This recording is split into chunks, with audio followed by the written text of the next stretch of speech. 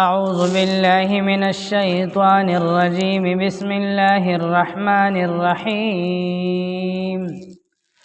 الحج أشهر معلومات فمن فرض فيهن الحج فلا رفث ولا فسوق ولا جدال في الحج وما تفعلوا من خير يعلمه الله وتزودوا فإن خير الزاد التقوى واتقون يا أولي الألباب صدق الله العظيم. سورة البقرة سپارہ نمبر 2 د سپاری رکو نمبر 9 او د سورت رکو نمبر 25 آیت نمبر 197 تا 199. الحج اشهر معلومات د عمری او د حج د جزئی مسائلو بیان شروع شوی او سیبا دلته الله جل شانه په دې آیاتونو کې د حج د یوسو نورو جزئی مسائلو بیان فرمایي. اول خبره دا ده الحج اشهر معلومات چې د حج میاشتې معلومې دي. د حج میاشتې معلومې دي او هغه 3 میاشتې دي.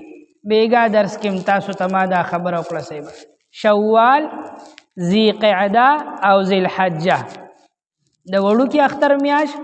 د میانې میاش او د غټ اختر میاش او بیا په دې 3 میاشتو کې هم د ذی الحجې یعنی د دې 3 میاشتې اولنې 10 ورځې د حج د ادا کولو لپاره متعین کړې شوې دي. نو د حج د میاشتې معلومې دي. د دې وجنه څوک چې د حج اراده لري نو په دې 3 میاشتو کې به د حج د ادا کولو لپاره ځي، د دې نه علاوه نورو میاشتو کې به نه ځي. او دغسې چې څوک د حج اراده لري نو که دې د حج دپاره احرام تړي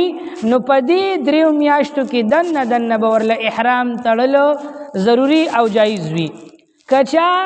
د دې 3 میاشتو نه علاوه مخکې یا وروستو په بله میاشت کې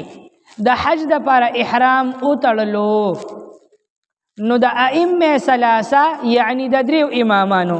امام شافعی رحمت الله علیه، امام احمد ابن حنبل رحمت الله علیه او امام مالک رحمت الله علیه د دې 3 امامانو په نسبت باندې د دې سړی حج نکېږي، دوباره به حج کوي. او زمونږ د امام اعظم ابو حنیفه رحمت الله علیه په نسبت باندې د داسې بنده حج به اوشي خو مکروه دی، هغه د حج پوره اجر او ثواب ورته نه ملاویږي. لکه یو سړی د روژې نه احرام وتړو، حج له به ځي او د روژې نه احرام وتړو نو دا خو لا د حج میاشتې شروع شوي نه دي، نو دا داسې بنده حج نه کیږي. فمن فرض فیهن الحج چا چې فرض کو په ځان باندې په دې معلومو میاشتو کې حج، په دې میاشت کې یعنی د حج اراده وکړله، صاحب نصاب دی او حج په فرض شو، د اراده وکړو حج لروان شو. فلا رفث نو الله تعالی د حج کوونکي حاجی ته د یوسو خبرو وعظ فرمای،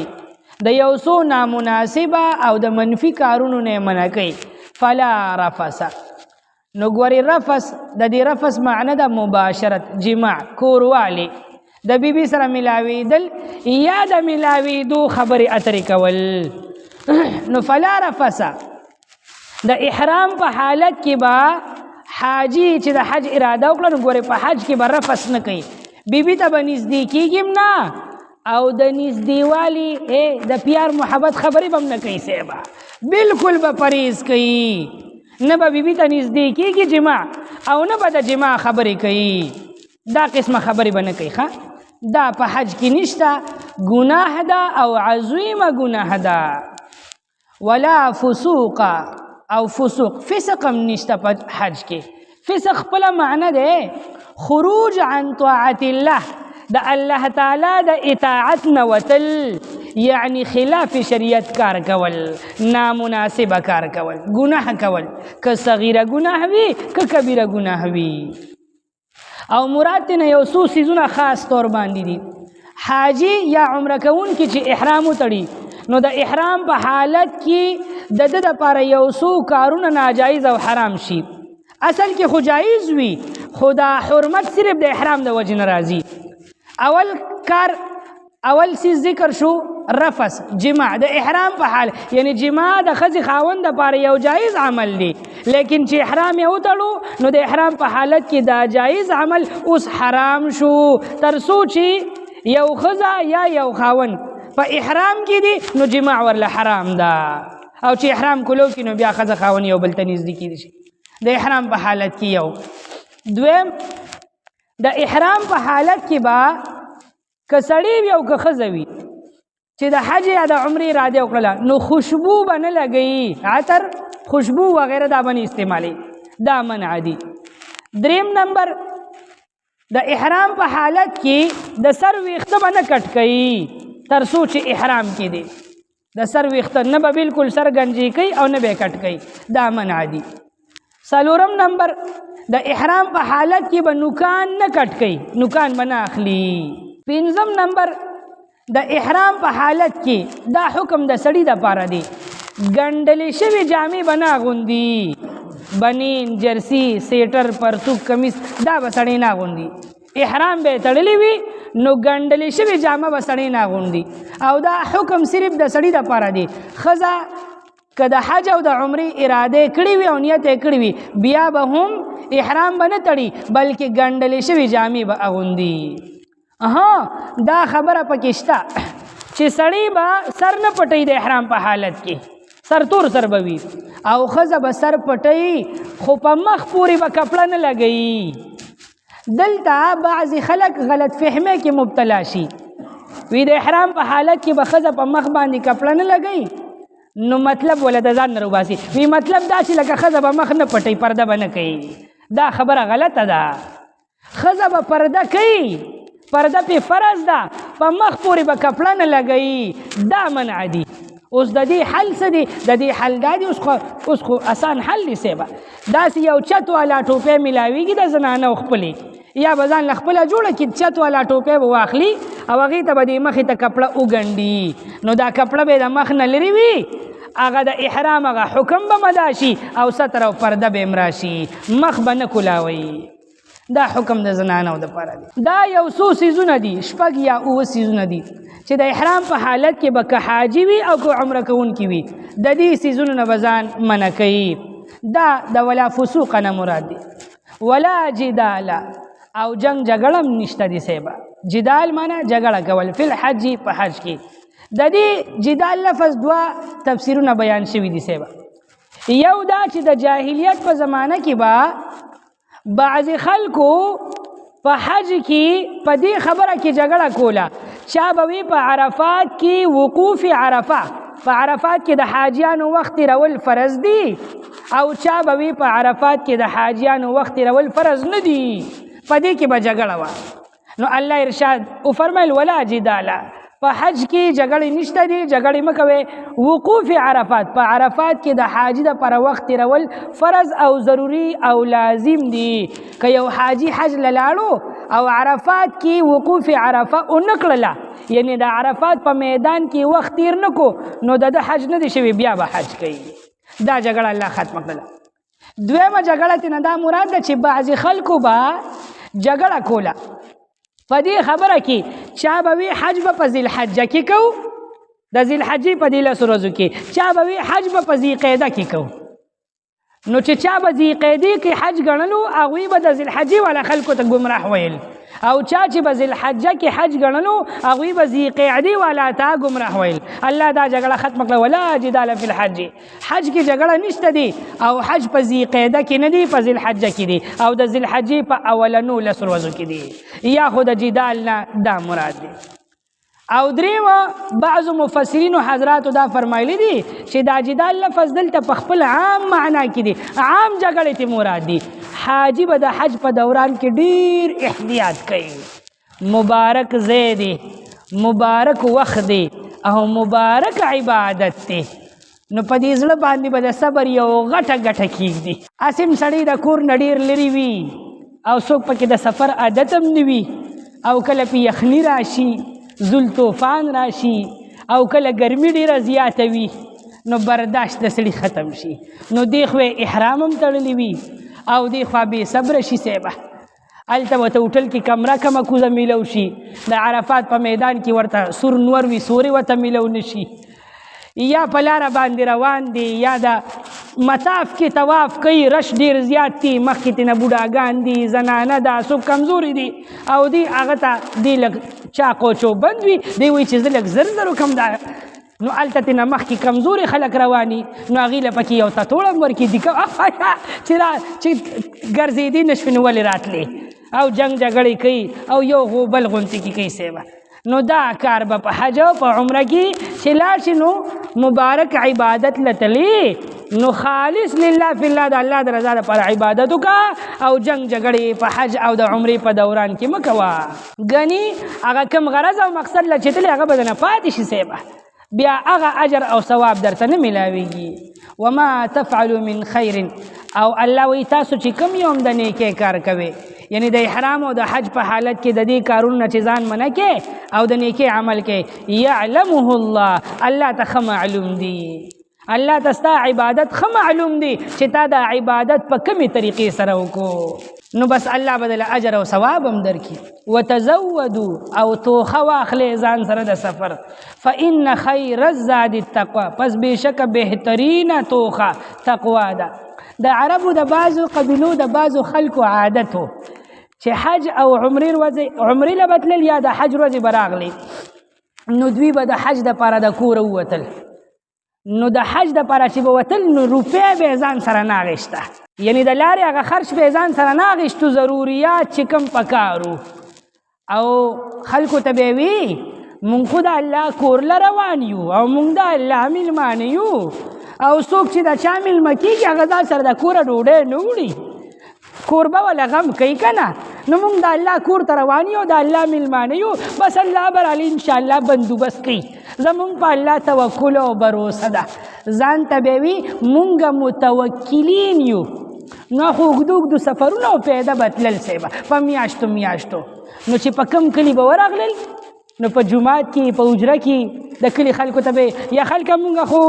دغه یو د الله میلمانه یو حج له روان یو، چاته به وي چای راکړې چاته به وي ډوډۍ راکړې چاته به وي جامې راکړې، نو په ټوله لار به یې په تلو هم سوالونه کول او په راتلو به هم سوالونه کول، نو ځان ته به وي مونږ متوکلین یو، خدا متوکلین نو صیبه متاکلین په سوال خېټه ډکوونکي خلک و صیبه او ځان ته متوکلین وي. نو الله جل شانه حکم راولېږو چې داسې مه کوئ، دلته وایي چې زه لوی بروسه او لوی توکل مې دي په الله، اول ته خلکو ته جولې نیسي چې راکړې هله د لوږې مړه شو په سفر روان داسې به نه کوې، بلکې چې ځې نو چې ستا څونه ضروریات یعنی څونه پیسې دې لګي څونه دې خرچه څونه دې جامه لګي پیزار وغیره، نو ځان سره ضروریات خپل د دې ځای نه یوسه چې هلته بیا سوالګیر دنه نه وي جوړ شوي، د دې نه الله منع وکړه. توخه واخلې او بهترینه توخه تقوا ده، یعنی سوال نه کول. واتقوني یا اولی الالباب، او الله ارشادو فرمیل زمانه ویریږي ای د عقل خاوندان، یعنی بندگانو که عقل لرې او په دې خبرو پوهېږئ نو ویریږئ زمانه زما په نوم باندې سوالونه مه کوئ، حج مه بدناموئ، عبادت مه بدناموئ. لیس علیکم جناح ان تبتغوا، نشته دي په تاسو باندې هیڅ ګناه ان د دې خبرې تبتغوا چې تاسو تلاش کې فضلا من ربکم، فضل د خپل رب. دلته دا خبره ذکر کیږي صیبه د جاهلیت په زمانه کې حاجیان چې به حج له راتللو نو ډېر خلک به داسې وو په مکه کې په عرفات کې په مزدلفه کې او په مینا په دې میدانونو کې به باقاعده غټ غټ بازارونه لګېدلي وو، مارکیټونه به جوړ شو صیبه، نو عبادت په کم او تجارت په زیات و صیبه، هر چا د روزګار منډې جوړې کړې وې، نو حج له به خلک کم راتلل او روزګار له به زیات راتلل، روزګارونو له به زیات راتلل، حج به په ځای پاتې شو او کاروبارونه به کېدل صیبه. نو کله چې د اسلام رڼاګانې خورې شوې نو صحابه کرامو د دې خبرې غور او فکر وکړو چې دا د مینا او د عرفات او د مزدلفې په میدان کې چې به کوم بازارونه لګېدل دا خو لکه چې د جاهلیت رسمونه وو او حج خو خالص د الله عبادت دی، نو د حج پر ورځو کې لکه چې کاروبار او روزګار کول حرام دي، ګټه وټه حرامه ده، صرف حج او عبادت پکې روزګار به نه کې. لکه حضرت عبدالله ابن عمر رضی الله تعالی عنہ صحابي دی یو سړی ول راغی وی حضرت زمونږ د پلار په نیکه دا پیشه د کاروبار هم دی چې مونږه په اوخانو باندې خلک په پیسو باندې اړو وړو سورلی کو دې زمانہ کې والا ټیکسی والا ټیکسی کو زمونږ دا پیشه د کاروبار هم دی نو مونږ د حاجیان یو زینبل زیته اړو وړو او مونږ له مزدوري راکې د حج پروازو کې او د دین علاوه زمونږ کالو سر بس دغه روزګار دی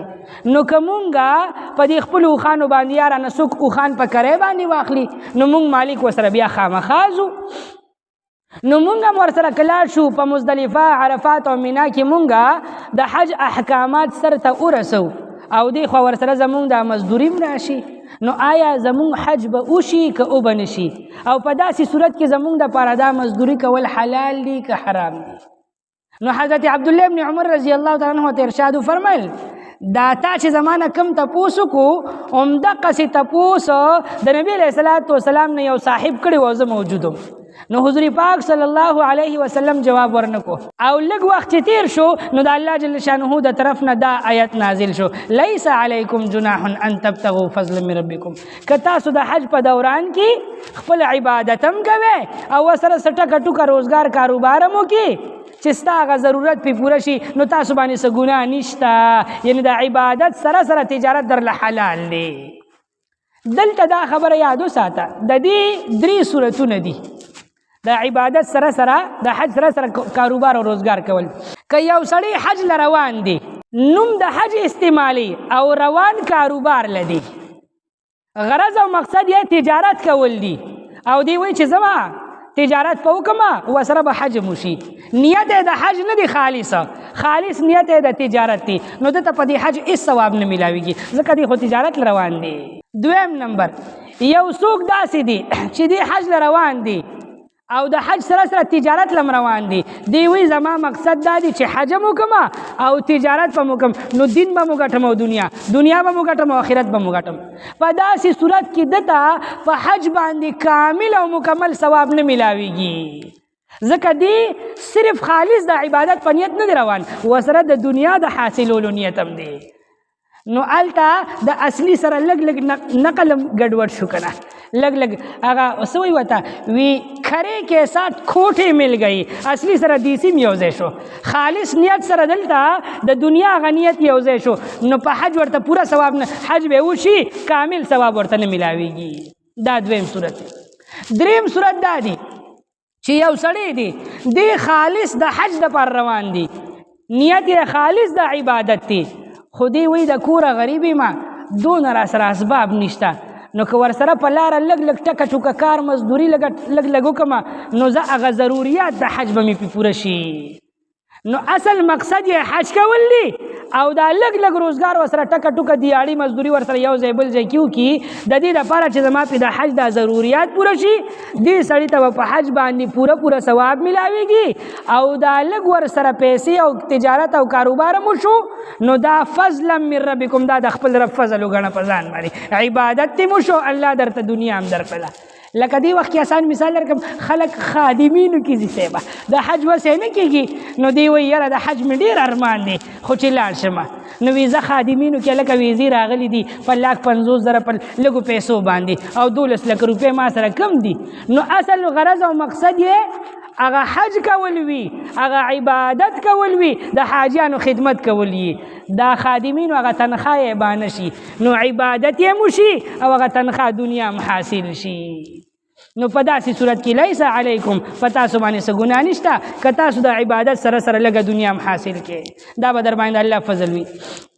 فاذا افضتم من عرفات فاذكروا الله عند المشعر الحرام د عرفات په میدان کې د زوال د ماسپخین نواله تر د غروب آفتاب د نور پریوتو پورې به حاجیان ایساریږي خو یادو ساته دا د عرفات میدان چې دی هلته باقاعده بورډونه لګېدلي دي په 4 وانه طرفه او تا ته د عرفات حدود غي چې دا دننه ځای د عرفات دی او دا بار ځای ګوره د عرفات نه دی نو زمونږ ډېر ناپوهه حاجیان چې حج له لاړ شي نو ګرمي زیاته وي نو عرفات میدان نه ګوري سوري ګوري د عرفات د میدان نه بهر پلونه دي د ریل ګاډو د بسونو دپاره غټ پلونه دي د هغه پل د لاندې سوري وي نو دی لکه د پوډریانو سوري له ځان رسوي صاحبه لکه اشنغری کې د دې پل لاندې پراته وي هلته د عرفات میدان پرېږدي او هغه سوري له ځان رسوي نو که یو سړی ټوله ورځ د عرفات میدان په ځای باندې د میدان نه د بهر نږدې وي هغه سوري ته د پل لاندې وخت تیر کړي او بیا مزدلفې ته روان شي د ده حج نه دی شوی او اسی پاکستان ته راشي خلک ورته سیرې ورواچي حاجي صاحب حج دې مبارک شه هغه حج کوم ځای کې کړی دی اخر ورځ هلته د پل لاندې تېره کړه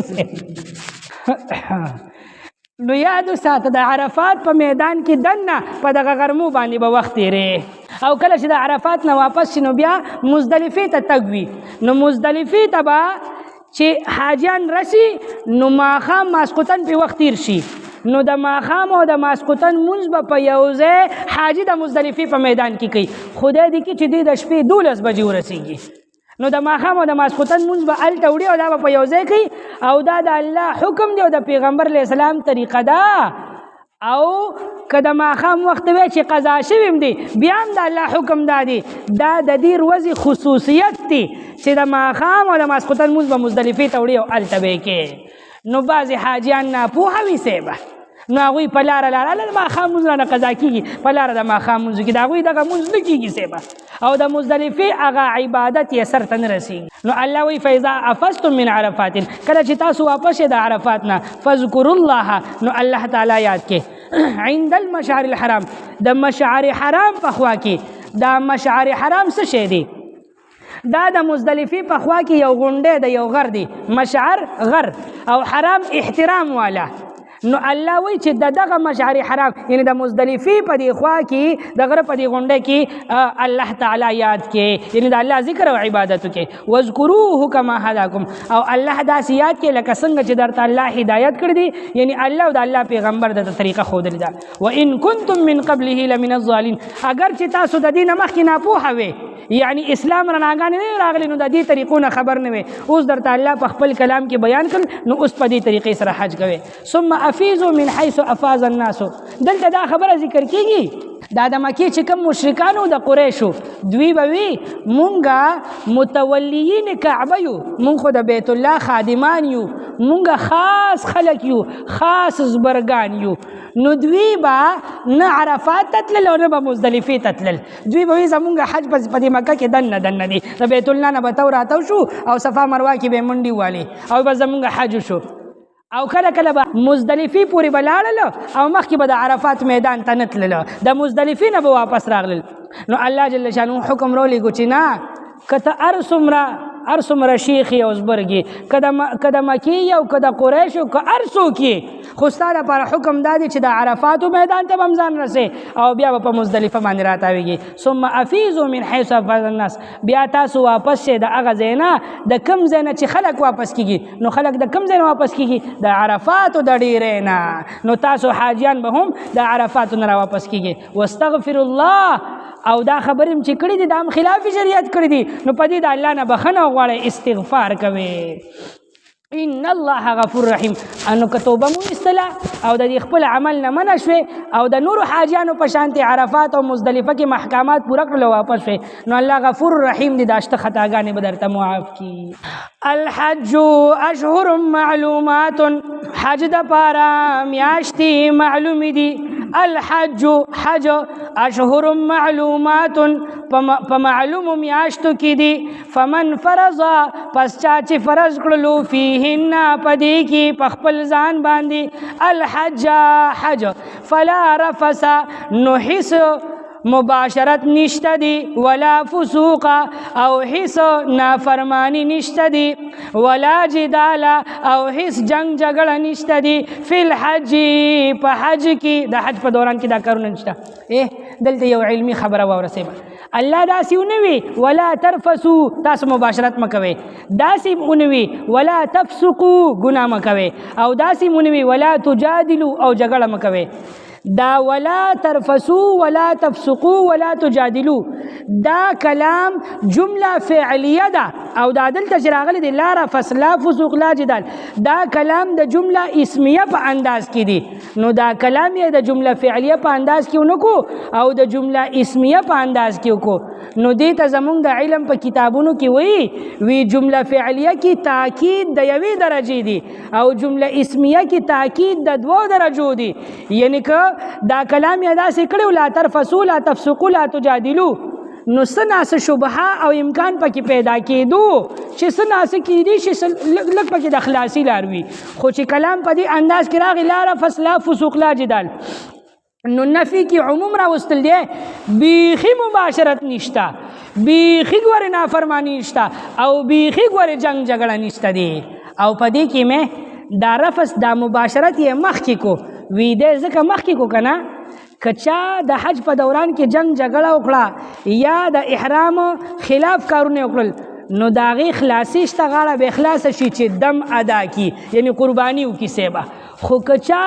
د احرام په حالت کې د حج په دوران کې بیبي ته نږدې شو جمع وکړه نو په یو صورت یې غاړه نه خلاصېږي سیبه حج به بیا دوباره کوي دا حج یې نه دی شوی نو ځکه دا تاکید دپاره او په خبره کې د زور د پیدا کولو دپاره کلام په دې انداز کې راغی فلا رفسه نشته د مباشرت ولا فسوق او نشته د نافرمانی ولا جدال او نشته د ګورې هیڅ قسمه جنگ جګړه فی الحج په حج کې